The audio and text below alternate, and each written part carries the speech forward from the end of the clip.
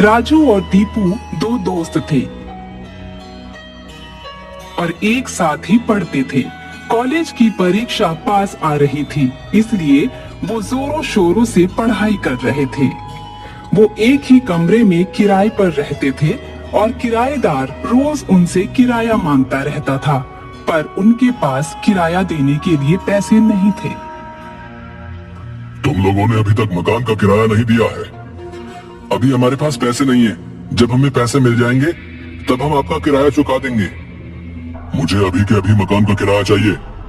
हमारे पिताजी ने अभी तक पैसे नहीं भेजे, तो हम तुम्हें किराया कहां से दे दें? अगर किराया नहीं दे सकते तो सुबह अपना सामान लेकर यहाँ से रफू चक्कर हो जाना। वो जो मैंने 50,000 अपनी बहन के इलाज के लिए रखे थे, वो दे दे तू इनको। 50,000? उसमें 2,000 कम है ना? कोई बात नहीं, मेरी बहन का नहीं होगा, पर तू इनके मकान का किराया दे दे। मेरी बहन जिंदगी और मौत से लड़े तो इन्हें क्या फर्क पड़ता है?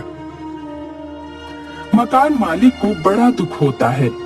मकान मालिक सोचता है कि राजू को अपनी बहन के इलाज की बहुत फिक्र है, इसलिए वो उससे कहता है, ये ले 2,000, अपनी बहन का इलाज करा ले।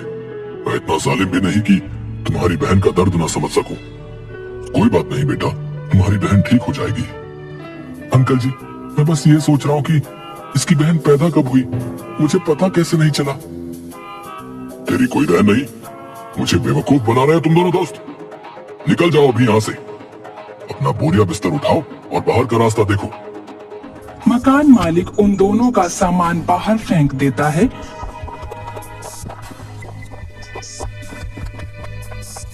वो दोनों अपना सामान उठाकर भटकते हुए जंगल की ओर चल पड़ते हैं।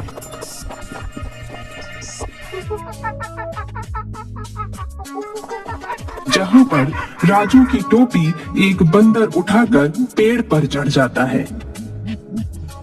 अरे, इस बंदर ने तो मेरी टोपी छीन ली। अरे बंदर, मेरी टोपी तो वापस कर दे। ये मेरी लकी टोपी है, मैं तुझे नहीं लेने दूंगा। एक काम कर, इसको पत्थर फेंक कर मार। बदले में तुझे ये टोपी फेंक कर मारेगा, क्योंकि बंदर तो नकलची होते हैं ना। राजू ऐसा ही करता है, पर बंदर बहुत चालाक होता है। वो पेड़ पर लगे आमों को उसकी ओर फेंकता है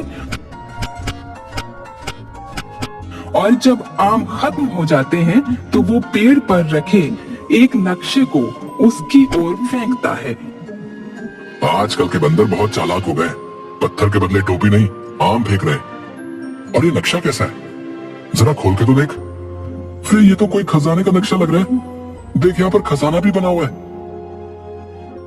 अरे वाह, मजा आ गया। किराए के मकान से निकले तो खजाने का नक्शा मिल गया। चल चल, जल्दी चल, खजाना ढूंढने चलते हैं। राजू और दीपू खजाना ढूंढने के लिए चल पड़ते हैं और पीछे से बंदर उसकी टोपी भी उसकी ओर फेंक देता है। राजू टोपी पहनकर आगे बढ़ जाता है और फिर दोनों नक्शे के अनुसार एक गुफा के अंदर पहुंचते हैं।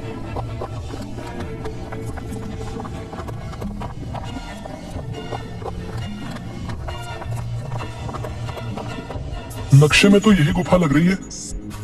अंदर चलकर देखते हैं कि ये रास्ता कहाँ पर जाता है। तुम्हें अगर मेरे अंदर आना है तो उसके लिए एक काम करना होगा। और वो क्या काम है? इस दरवाजे पर जो ताला लगा हुआ है, उसकी चाबी जंगल के एक तालाब में है।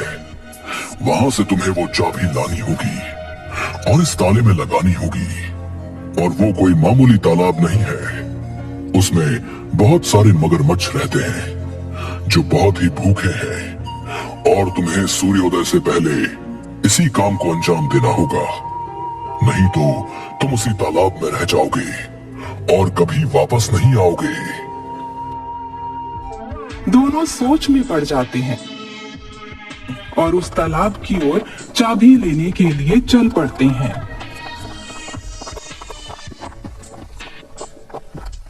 जब वो तालाब के पास पहुंचते हैं तो देखते हैं कि वो तालाब मगरमच्छों से भरा हुआ है।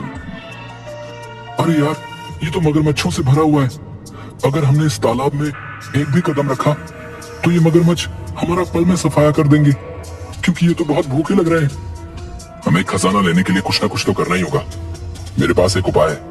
हम दोनों तालाब की दोनों तरफ से तालाब में घुसेंगे, जिसकी वजह से एक तालाब में घुसेगा तो सारे मगरमच्छ उसकी तरफ आएंगे और दूसरी तरफ से दूसरा बंदा तालाब के अंदर से चाबी लेकर आ जाएगा।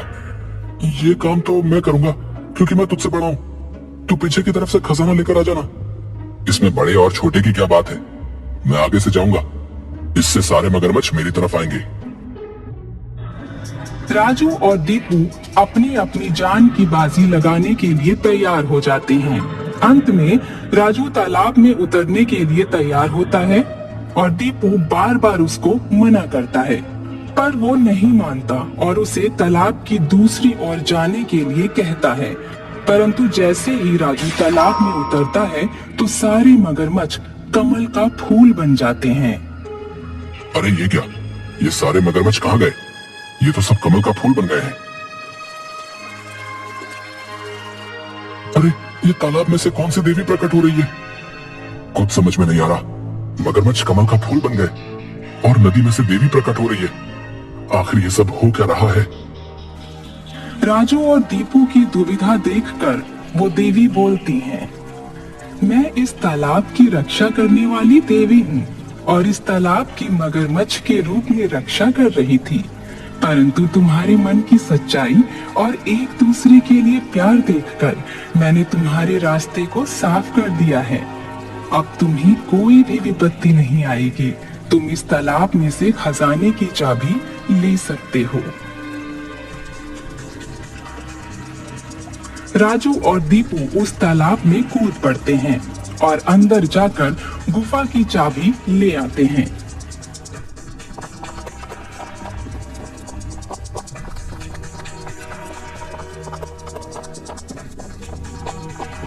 और गुफा के पास जाकर दरवाजा खोल देते हैं।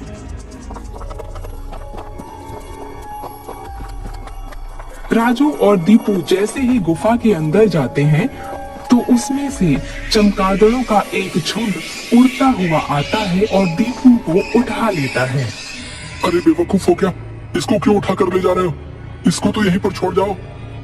मैं तुम्हारे दोस्तों को छोड़ दूंगी अगर तुम इस छोटी गुफा का दरवाजा खोलने में कामयाब हो गए तो। पर वो खुलेगी कैसे? इसकी चाबी यहीं पर है। राजू चारों तरफ चाबी ढूंढता है पर उसको कोई चाबी नहीं मिलती। थक कर वो एक पुतले पर हाथ रखकर बैठ जाता है, जिसकी वजह से वो पुतला घूम जाता है और छोटी गुफा का दरवाजा खुल जाता है। अरे यहाँ पर थी, मैं तो इसकी चाबी ढूंढ रहा था और इस गुफा को तो इस पुतले ने ही खोल दिया। चमगादड़ उसे ऊपर से ही गिरा देती है और वो अपनी कमर सहलाता हुआ उठता है। थोड़ी दूर चलने पर उसका पैर फिसलता है और वो एक गड्ढे में जाकर गिरते हैं। वो गड्ढा एक रहस्यमय रास्ते की ओर जा रहा था। दोनों उस ओर चल देते हैं। वहां उन्हें एक नदी मिलती है। नक्शे के अनुसार तो हम सही रास्ते पर जा रहे हैं, पर इस नदी को कैसे पार किया जाए? यहाँ पर तो कोई नाव भी नहीं मिलेगी। हमें तैरकर जाना होगा, यही एक रास्ता है, क्योंकि इस नदी को पार किए बिना हम नक्शे के रास्ते को पार नहीं कर सकते। ये देखो, इस नक्शे में भी ऐसा ही लिखा है। राजू और दीपू उस नदी में उतर जाते हैं, पर थोड़ी दूर तैरने के बाद वो एक नदी के अंदर ही एक रास्ते में जाते हैं, जो बड़ा खुफिया रास्ता होता है। हम इधर आ तो गए हैं, पर कहीं ऐसा ना हो कि बाहर लोगों को हमारा पता ही ना चले कि हम कहाँ गायब हो गए। यहाँ बहुत ही अजीब अजीब रास्ते हैं। इन अजीबो गरीब रास्तों को पार तो कर लिया जाएगा, परंतु इनसे वापस कैसे आएंगे?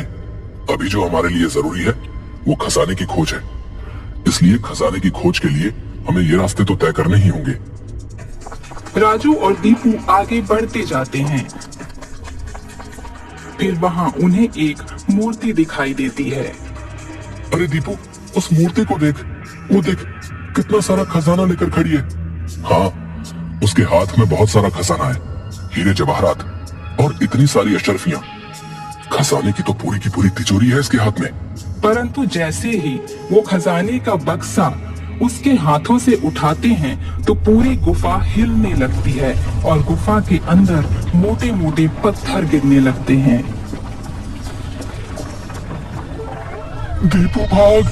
मुझे लगता है हमने ये खजाना उसके हाथ से उठाया, इसी कारण से पूरी जमीन हिलने लगी है और ऊपर से ये मोटे मोटे पत्थर भी गिर रहे हैं। हाँ राजू, जल्दी भाग। राजू और दीपू जैसे जैसे उस गुफा से बाहर निकल जाते हैं और जैसे ही वो बाहर आते हैं तो पूरी गुफा मिट्टी का ढेर बन जाती है। राजू और दीपू खजाना पाकर बहुत खुश होते हैं। अभी तक हम किराए के मकान पर रहते थे, पर अब हमें अपना मकान लेने से कोई नहीं रोक सकता। कितना बड़ा खजाना हमारे हाथ लगा है। सही कहा तूने, इस खजाने से तो हम बहुत अमीर हो जाएंगे। अब हम किराए के मकान में रहेंगे नहीं, बल्कि किराएदारों को रखेंगे। पर हम किसी से हर महीने किराया नहीं वसूलेंगे, क्योंकि हमें पता है कि जब पैसा नहीं होता तो कितना दुख होता है। राजू और दीपू वह सोना बेचकर गाड़ी और एक बंगला खरीदते हैं और अमीर हो जाते हैं। ये बात वो किसी को नहीं बताते और उस खजाने की मदद से वो ऐसे लोगों की मदद करते हैं जिनके पास मकान नहीं होता या जो मकान मालिकों से परेशान होकर इधर उधर भटक रहे होते हैं। वहीं दूसरी ओर उनका मकान मालिक उनके ये ठाट बाट देखकर बहुत जलता है।